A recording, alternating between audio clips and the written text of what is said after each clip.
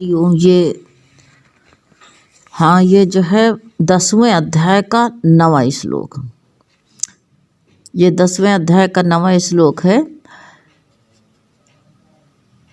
वो निरंतर मेरे में मन लगाने वाले और मेरे में ही प्राणों को अर्पण करने वाले भक्तजन सदा ही मेरी भक्ति की चर्चा के द्वारा आपस में मेरे प्रभाव को जनाते हुए तथा गुण और प्रभाव सहित मेरा कथन करते हुए ही संतुष्ट होते हैं। देखो, भक्तों को काहे में संतुष्टि होना चाहिए। ये आपका श्लोक बहुत अच्छा है। भगवान यही कहते हैं कि वो कहते हैं मेरा कथन करते हुए ही संतुष्ट होते हैं और मुझ वासुदेव में ही निरंतर रमण करते हैं। उस देव का ही वासा है। कहाँ रमणता मेरे, कहाँ रमण कर रहे हैं हम, कहाँ घूम रहे हैं। तो यहाँ ऊपर से देखो क्या कहा है कि वो निरंतर मेरे में, अंतर नहीं पड़ता है।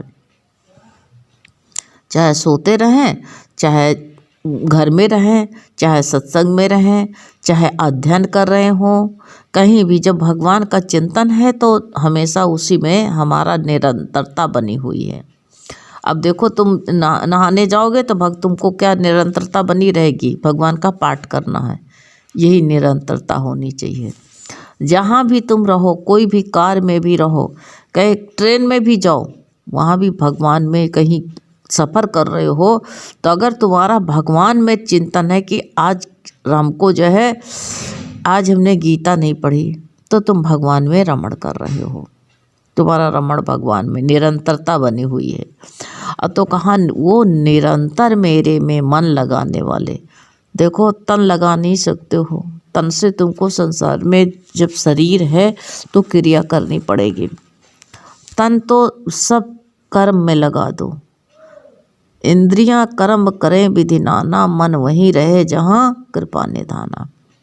तो इसलिए बताया है कि निरंतर मेरे में मन लगाने वाले, बार बार मन भगवान की तरफ जाना चाहिए। कोई भी काम करते हो, आदत बना लोगे तो बार बार मन भगवान की तरफ अपने आप चला जाएगा। क्योंकि ये मन कहते हैं, ये जैसे गुरु कहते थे कि देखो, ये मन एक जैसे कहते हैं ना कि घोड़ा का जहाँ भूसा रखा जाता, दाना रखा जाता, अगर छूट जाता है तो दौड़ के वहीं खड़ा होता जाए। तो पुरानी कहावत रहती थी कि छोटा घोड़ा भूसा उड़े खड़ा। तो वहीं में मन, इसको कहाँ का बना लो, वहाँ का अभ्यासी हो जाए, आदत बना लो कि मन जो है बार बार भगवान की तरफ जाए। नहीं कहा नहीं है, मैं निरंतर मेरे में मन लगाने वाले, मन लगाओ। तन नहीं लगा सकते हो। तन भले हॉस्पिटल में रहा है, तन भले संसार के कार्य में रहा है, नौकरी में रहा है, सर्विस में रहा है, लेकिन बार बार भगवान की याद आना चाहिए। यही मन लगना हुआ। और मेरे में ही प्राणों को अर्पण करो। प्राणों को अर्पण करने वाले, जितनी सांसें हैं यही प्राण है। का प्राण निकाल के फेंक दोगे, भगवान को चढ़ाओगे मंदिर में? नहीं, मेरे में ही प्राणों को अर्पण करना। जितनी सांसें हैं यही जो निरंतरता बनी, मन लगाते हो तो जितनी सांसें जाती हैं, सांसें ही प्राण है हमारे। तो जितनी सांसें जाती हैं यही सांसें जो है भगवान के अर्पण हैं। जब मन उधर चला गया तो भगवान की याद बनी है, तो कहते हैं मेरे में ही प्राणों को अर्पण। ये सांस भगवान के लिए है तो ये अर्पण हो गया। तो करने वाले हैं भक्तजन सदा ही मेरी भक्ति की चर्चा। बहुत अच्छा है। हमेशा देखो, संसार कहते हैं लोगों को मज़ा आता है दुनिया की बहारों में, हमें तो दिल की दरगाह में दिखता है बस वही प्यारा। देखो, जिसकी जहाँ पर इश्क प्रेम हो जाता है तो दुनिया को दुनिया की चीज़ नज़र आती है, उसकी याद बनी रहती है। लेकिन जिसको जिससे प्रीत हो जाती है उसी की बार बार याद आती रहती है। तो ऐसे भक्त जन जो होते हैं, ये दूसरे की चर्चा, जैसे कहते नहीं, नौ ब्याहित स्त्री होती है, अपने ससुराल अपने पति की चर्चा करती, मैं क्या आएगी तभी भी उन्हीं की चर्चा करती रहेगी, वही की सबको बताती रहेगी। इसी तरह भक्त जो होता है वो भगवान की ही चर्चा, कि गुरु ये कहते थे, भगवान ऐसे किए हैं। भाई क्या सत्संग में क्या होता, भगवान की चर्चा होती है ना, उसी में सब जो आते हैं सत्संगी, उसी में उनका भी। जैसे अब तुम जो ये जो यूट्यूब पर डाला जा रहा है, तो जो है भगवान की ये सेवा हो रही है, गुरु कर रहे हैं सेवा, कोई करने वाला नहीं। ये मत कहो हमने किया, सब भगवान कर रहे हैं, इसलिए भगवान की ही चर्चा है ये। कोई कैसे चर्चा भगवान करता, कोई कैसे करता, कोई व्यापार नहीं हो रहा यहाँ पर कि जो है हम चर्चा कर रहे हैं तो हम बहुत अच्छा कर रहे हैं। देखो यहाँ कोई ना कोई बुरा है ना कोई अच्छा है, ये भगवान अंदर बैठ के भगवान ही करता है। ये शक्ति दे रहा, उसी की शक्ति बोल रही है, उसी की शक्ति से सारा काम हो रहा है। यहाँ कोई करने धरने वाला कोई है ही नहीं। तो इसलिए बताया कि जैसे यहाँ पर भक्तजनों को बताया है कि भक्तजन सदा ही मेरी भक्ति के चर्चा के द्वारा आपस में मेरे प्रभाव को जनाते हुए, अब भगवान के प्रभाव को अपना अपना अनुभव इंसान बताता है कि देखो भगवान की महिमा बहुत बड़ी है। कोई काम बन गया तो कहेंगे देखो मेरा बिगड़ता हुआ कार्य भगवान ने बना दिया, ऐसा भगवान ने ही मेरी रक्षा करी, भगवान ने ही मेरे का जीवन दान दिया, भगवान देखो कितनी करुणा करते हैं। ये चर्चा अपना खुद चर्चा करते हैं, जिसके पास बैठे उसको सुनाते हैं।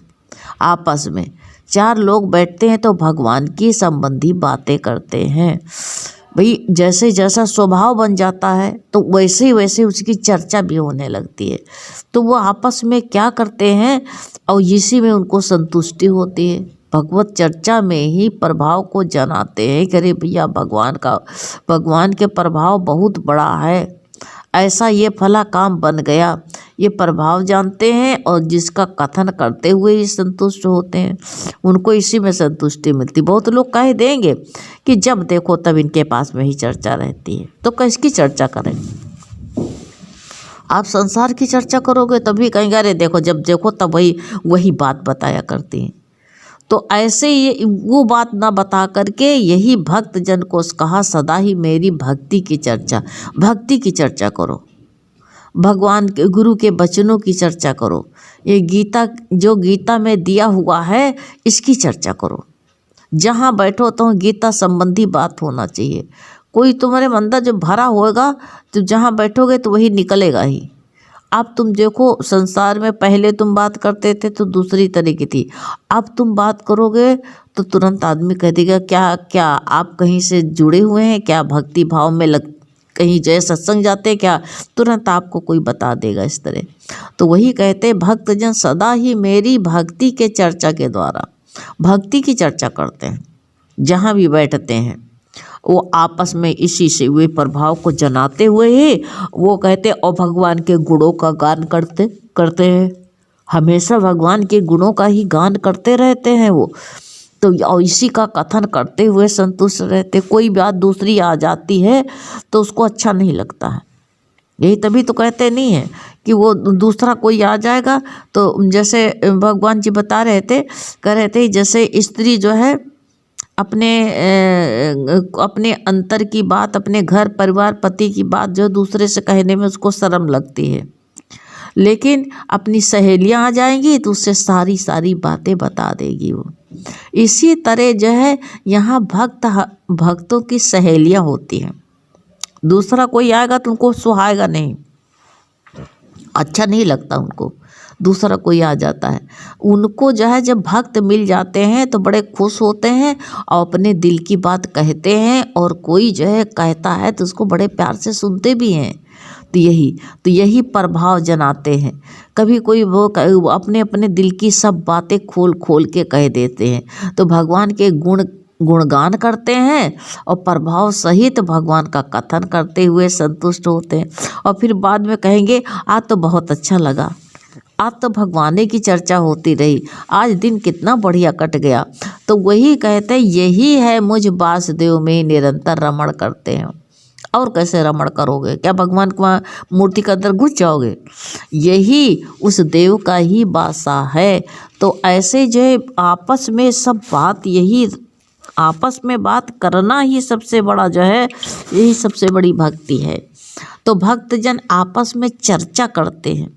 अब यही चर्चा क्या है, ये जो है भगवान का कथन हो रहा है, यही भगवान की चर्चा है। जैसे संसार में कुछ होता है तो बहुत कुछ दिन तक सब लोग उनकी उसकी चर्चा बहुत करेंगे, उसकी बात बहुत करेंगे। कोई माफिया है, उसकी चर्चा कुछ दिन टीवी में सब जगह उसी का प्रचार होता रहेगा और सब एक दूसरे से चर्चा करते रहेंगे और कुछ दिन के बाद में शांत, सब बुझ जाता है। लेकिन ये भागवत चर्चा जो है ये बुझने की नहीं है। ये जब आग अंदर लग जाती है तो कोई उसको बुझा नहीं सकता, ये सोच लेना। सचमुच की आग लगी हो तो, और जब झूठ मूठ की आग लगती है, दुनिया को दिखाने के लिए तिलक छाप बनते हैं या दुनिया को दिखाते कि मैं भक्त हूँ, हाथ में माला लेके घूमते हैं, वो भक्ति की यहाँ सकता नहीं है। यहाँ तो कहते हैं सदा ही भक्ति की चर्चा के द्वारा भगवान की भक्ति की चर्चा होती है और उसी में गाते हैं, बजाते हैं, मस्त हो जाते। भक्त को इसी तरह चाहिए कि जो है भगवान की भक्ति में मस्त हो जाए। कभी कभी हम संतों को देखते, बाणी चलने लगती है, गुरु का वचन बताने लगो तो उनके आंखों में आंसू आ जाते, रोने लगते हैं। ऐसा लगता है उनके अंदर आघात लगा, ठेस लगी कि इतने दिन तक का हम क्या ठेस लगती है।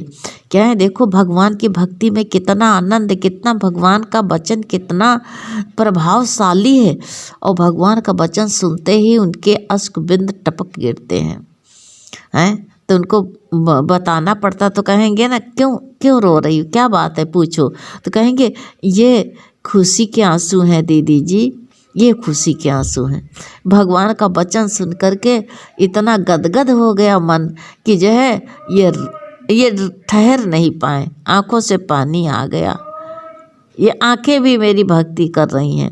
एक एक वचन सुनो तो कितना अच्छा लगता है कि कैसे कैसे भक्त हैं, कैसे वासुदेव में रमण कर रहे हैं। हमेशा ही उनका कैसे रमण होता रहता है। हमको लोगों को कभी कभी उनका लोगों का देख करके यही साध संगत की सदा महिमा यही है। मान लो हमारे अंदर भक्ति, कहते जैसे आग जल रही, अंगारा जल रहा और अंगारा जलता रहता है और जो है उसके अंदर जो है राख आ जाती है। लोहार क्या करता है, धौंकनी लगाता है।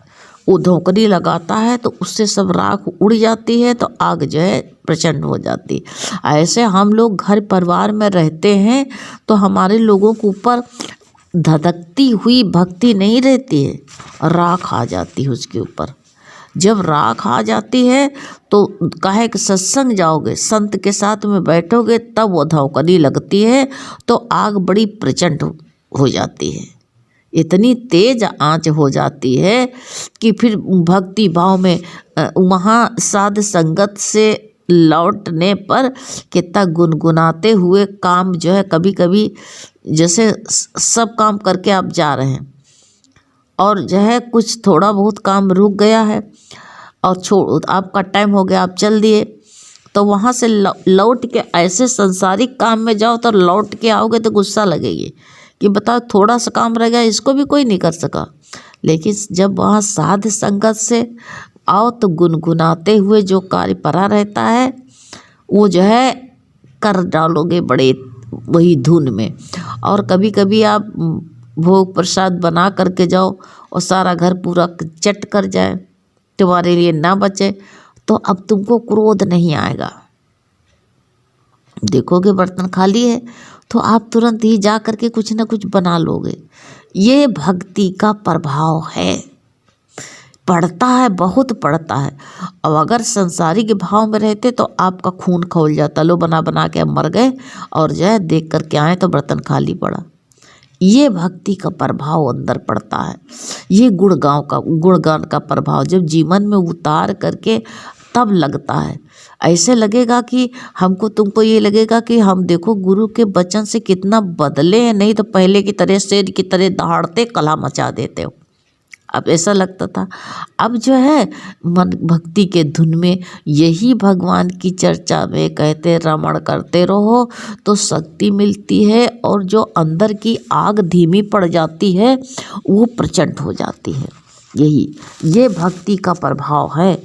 और यही जो है संत आपस में बैठ करके ये प्रभाव को जनाते हुए एक दूसरे को जनाते हैं और खुद जानते हैं। तो इसलिए यही तो राज इसमें है।